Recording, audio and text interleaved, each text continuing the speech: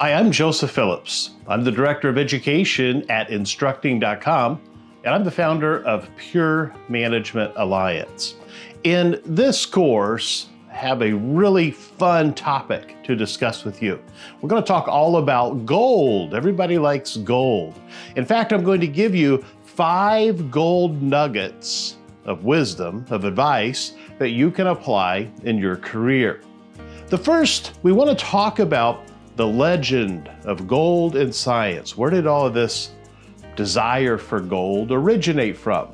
So the legend of gold in science goes way back to Syracuse with King Hiero of Syracuse. And he wanted this gold crown, this real elaborate, ornate gold crown that would be fit for a king. So he went to a metal worker and he gave him this big sum of gold, this big pile of gold, and said, make me this beautiful crown that would be fit for me. So the metal worker or the goldsmith took that gold and melted it down and shaped it and formed it and pounded it out. It was this very intricate design of gold, all these different branches and gold leaves and little figurines and just beautiful gold crown. But then the king, he loved it, wore this gold crown, but he was thinking, how do I know that all of the gold that I gave the goldsmith was actually made into this crown, that he didn't keep any of it, didn't trust him? So there was a quandary. How could you prove I gave you this much gold and this is the gold that was all into this crown? So there was a lot of different debate and discussion about how could we prove this? Could we weigh the two? All right, well, that seems logical, but maybe there's some things inside of this crown, like there's little chunks of lead that the goldsmith used to change the weight, or maybe that the goldsmith made this so ornate and intricate, and there's cloth and other jewels, so we can't really tell.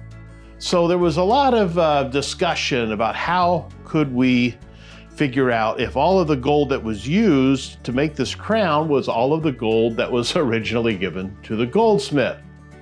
Well, this mathematician, Archimedes, got involved with this, and the theory or the legend was that he was taking a bath thinking about this.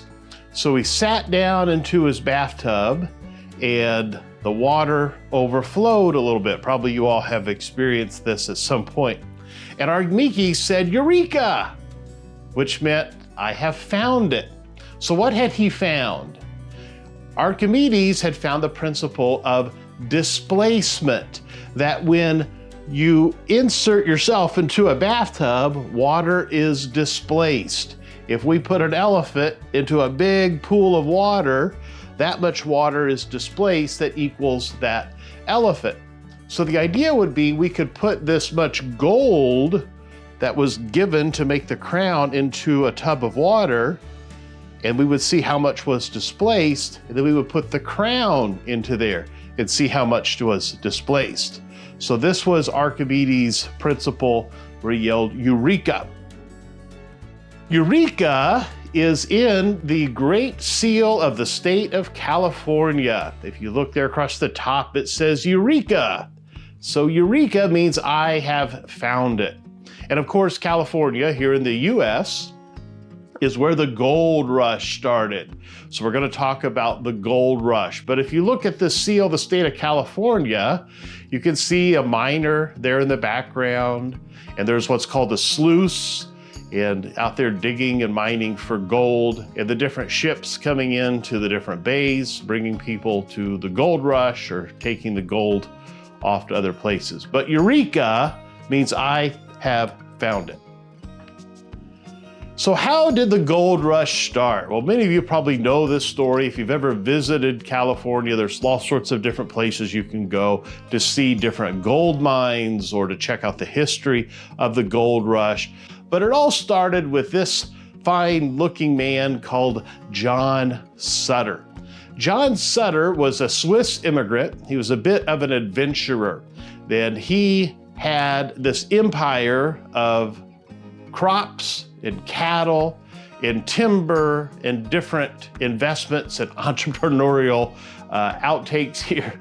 And he had debts, though, all around the world. He owed money that all these different investors or people that he had borrowed from.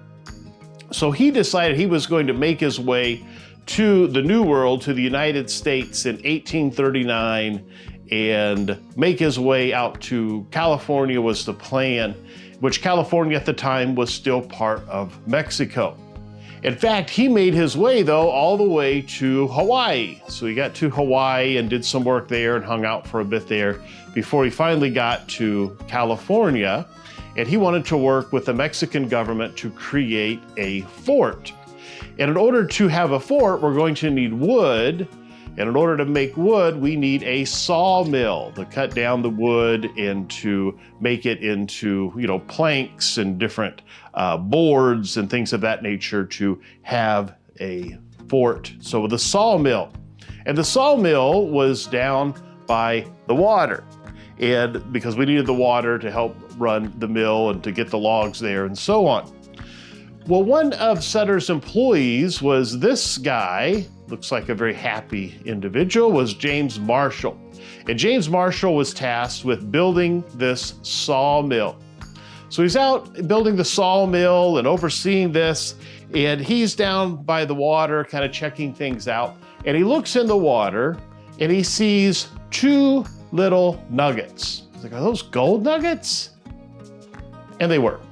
But he very suddenly picked them up in his pocket and acted very casual and got back to work. He didn't have a big emotional reaction where everybody could see what may have happened there at the river. So he said, nope, we'll just get back to work here. So there was some emotional control there. Like, I don't want to get too excited because I don't want everybody to come rushing here to get these gold and interrupt my project, which is to build the sawmill.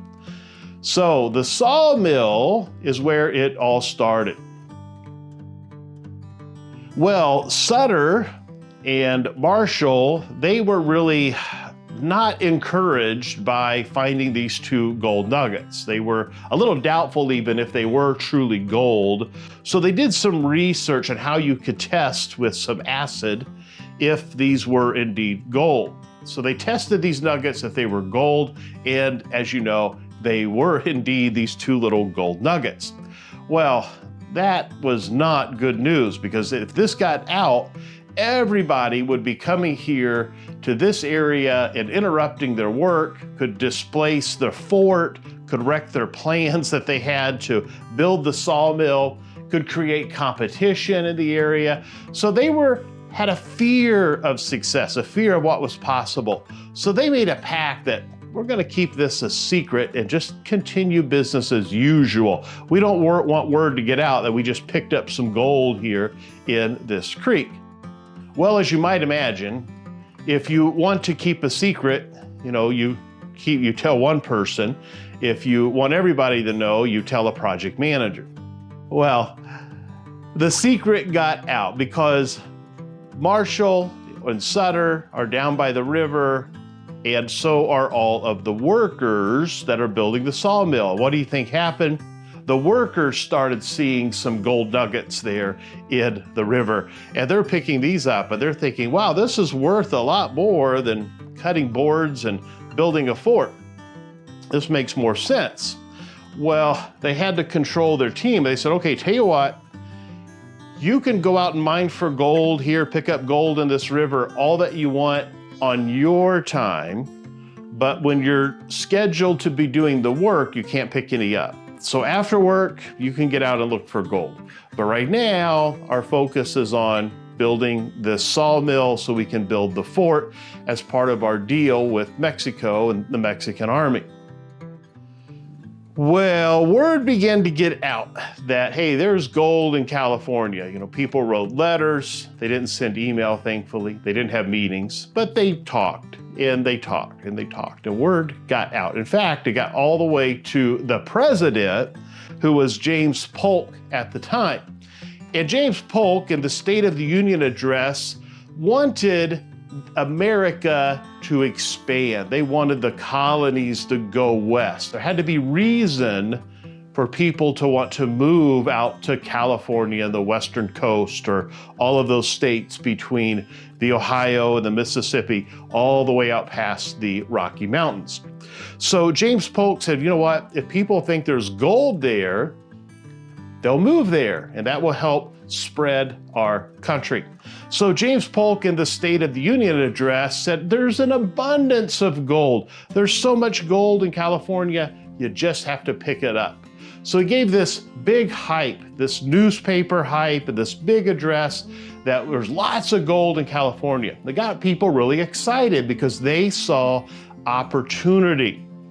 So James Polk is really the person that launched the gold rush because it was a validation. It wasn't just a rumor, it was a validation. But of course it was a politician that did it, but said that there's lots of gold in California. Well, one individual in the gold rush is Samuel Brannan. Samuel Brannan saw this as an opportunity. He said, if all of these people are going to be coming out here to this area to look for gold, they're going to need supplies. They're going to need, boots and clothes and shovels and pickaxes. And so there's going to be lots of people on the way to getting this gold. So he said, okay, we want to take advantage of this. So he actually had this idea of running down the street and telling people and getting excited that there's gold, gold, gold from the American River, that there's lots of things happening. And he wrote these advertisements and these big stories in his newspaper, the California Star newspaper, about there's lots of gold out here to help spread the work that James Polk had started to get people to come to his area where he was going to have this dry goods store. And so the dry goods store helped him become the first millionaire of the gold rush. And we won't get into it right now, but his wife got a lot of that money. They did not end in a happy marriage, unfortunately, for Samuel and his beloved. Well, Brannan, he wanted everybody to know the secret is out. So he was taking advantage of supplies and demand. So he was selling shovels and pickaxes and even the big pans that, we traditionally see gold miners doing, that those pans, you could buy them for 20 cents. In greed, he sold them for $15. So Brannan never mined for gold, but he made $36,000 in just 9 weeks, which is about $750,000 in today's dollars. So my first gold nugget for you is action, that you want to take action. So action is what gets things done. If we compare what Polk and Brannan and many people did to Sutter and Marshall, they wanted to keep that gold a secret. They didn't want people to come out there. So they missed out on opportunity. They could have been picking up gold, but they missed out. The people that took action got results. So action is my first gold nugget to you. You have to take action in order to get things done.